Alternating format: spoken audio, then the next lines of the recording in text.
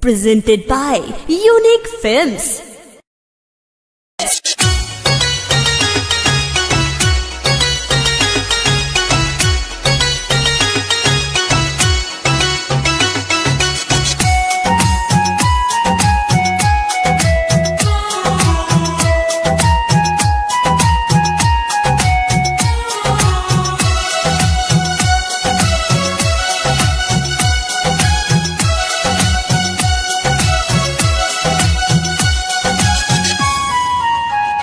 तू केहू से प्यार कर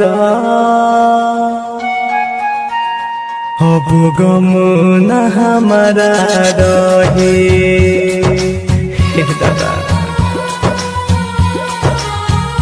तू केहू से प्यार कर अब गम न हमारा रहे। जवन दर्द दिले तू बारो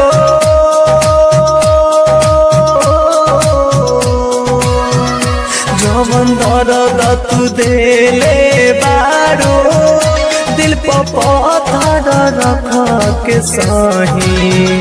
तू केहू से प्यार कर अब गम न हमारा रहे।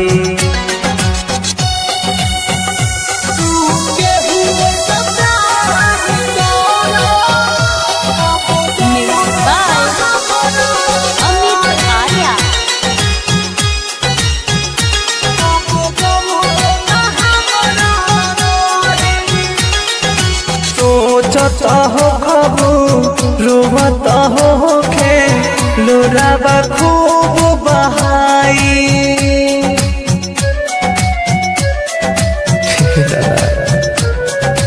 जाबे बाबा तू जहाँ जहाँ हमारा कुछ नहीं बुझाई। लौट के रही तू जहिया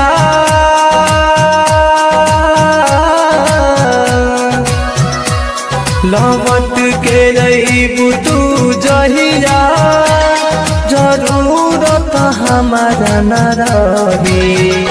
तू केहू से प्यार कर अब गम न हमारा रही।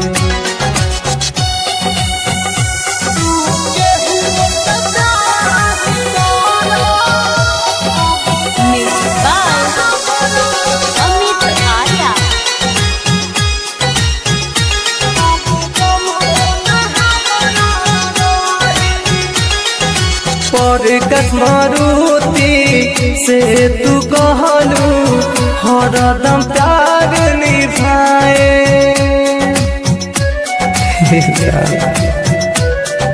हाँ प्यार के लिखल सब कहानी अपने हाथ मिटाए। तार प्रेम के पीर बन के